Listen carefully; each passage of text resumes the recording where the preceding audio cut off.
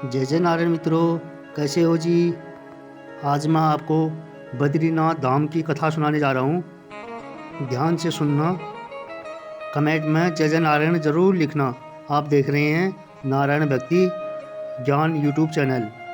यह कहानी बद्रीनाथ धाम की उत्पत्ति से जुड़ी एक बहुत ही प्रसिद्ध और रोचक पौराणिक कथा है। यह कथा मुख्य रूप से यह दर्शाती है कि कैसे भगवान विष्णु ने अपनी चतुराई और भगवान शिव ने अपनी उदारता के कारण इस पवित्र स्थान का आदान प्रदान किया। कथा का मूल भाव है लीला और त्याग। इस कहानी को बद्रीनाथ का छल या विष्णु की बाल लीला के नाम से भी जाना जाता है। एक दिन नारायण यानी विष्णु के पास नारद गए और बोले, प्रभु आप मानवता के लिए एक खराब मिसाल है। आप हर समय शेषनाग के ऊपर लेटे रहते हैं। आपकी पत्नी लक्ष्मी हमेशा आपकी सेवा में लगी रहती है और आपको लाड़ करती रहती है। इस सृष्टि के लिए, अन्य प्राणियों के लिए आप अच्छी मिसाल नहीं बन पा रहे हैं। आपको सृष्टि के सभी जीवों के लिए कुछ अर्थपूर्ण कार्य करना चाहिए। इस आलोचना से बचने और साथ ही अपने उत्थान के लिए भगवान को भी ऐसा करना पड़ता है। विष्णु तप और साधना करने के लिए सही स्थान की तलाश में नीचे हिमालय तक आए। वहाँ उन्हें मिला बद्रीनाथ, एक अच्छा सा छोटा सा घर, जहाँ सब कुछ वैसा ही था जैसा उन्होंने सोचा था। साधना के लिए सबसे आदर्श जगह लगी उन्हें यहाँ। फिर उस घर के अंदर गए, घुसते ही उन्हें पता चल गया कि यह तो शिव का निवास है और वह तो बड़े खतरनाक व्यक्ति हैं। अगर उन्हें गुस्सा आ गया तो वह आपका ही नहीं खुद का भी गला काट सकते हैं। ऐसे में नारायण ने खुद को एक छोटे से बच्चे का रूप में बदल दिया। उस समय शिव और पार्वती बाहर कहीं टहलने गए थे। जब वे घर वापस लौटे तो उन्होंने देखा कि एक छोटा सा बच्चा जोर जोर से रो रहे हैं। फिर पार्वती को दया आ गई। उन्होंने बच्चे को उठाने की कोशिश की। शिव ने पार्वती को रोकते हुए कहा, इस बच्चे को मत छूना।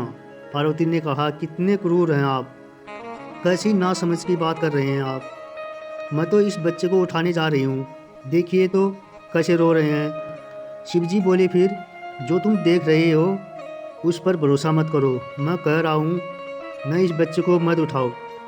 बच्चे के लिए पार्वती की स्त्री सुलभ मनोभावना ने उन्हें शिव की बातों को नहीं मानने दिया। उन्होंने कहा, आप कुछ भी कहे, मुझे कोई फर्क नहीं पड़ता। मेरे अंदर की माँ बच्चे को इस तरह रोते नहीं देख सकती। मैं तो इस बच्चे को ज़रूर उठाऊंगी। और यह कहकर उन्होंने बच्चे को उठाकर अपनी गोद में ले ली। बच्चा पार्वती की गोद में आराम से था और शिव की तरफ बहुत ही खुश होकर देख रहा था। शिव जी को चिढ़ा रहे थे। शिव इसका नतीजा जानते थे, लेकिन करे तो क्या करे, इसलिए उन्होंने कहा, ठीक है चलो देखते हैं क्या होता है। पार्वती ने बच्चे को खिला पिलाकर चुप किया और वहीं घर पर छोड़कर खुद शिव के साथ गर्म पानी से स्नान के लिए बाहर चली गई। वहाँ पर गर्म पानी के कुंड है। उसी कुंड पर स्नान के लिए शिव पार्वती चले गए। लौटकर आए तो देखा कि घर अंदर से बंद था। शिव तो जानते ही थे कि अब खेल शुरू हो गया है। पार्वती हैरान थी, आखिर दरवाज़ा किसने बंद किया। शिवजी बोले, मैंने तो पहले ही कहा था ना, इस बच्चे को मत उठाना।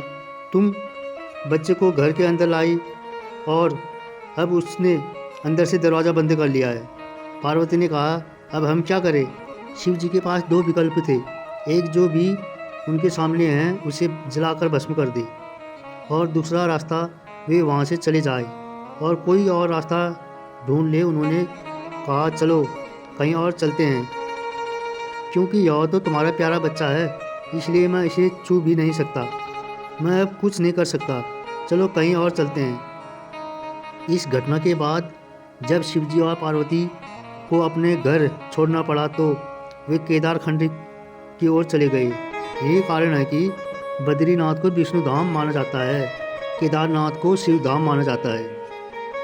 माना जाता है कि बद्रीनाथ की यात्रा अब तक अधूरी है जब तक श्रद्धालु केदारनाथ के दर्शन न कर ले, क्योंकि शिव ने विष्णु के लिए उस स्थान को त्याग किया था। यह कहानी हमें सिखाती है कि संसार में सब कुछ परिवर्तनशील है, यहाँ तक कि देवताओं को भी अपनी प्रिय वस्तुओं का त्याग करना पड़ता है। शिव का वहाँ से चले जाना उनकी कमजोरी नहीं बल्कि उनकी अनासक्ति और प्रेम को दर्शाता है। मित्रों, आज की कहानी कैसी लगी ज़रूर लिखें कमेंट में। जय जय नारायण, जय जय नारायण। ओम नमः शिवाय।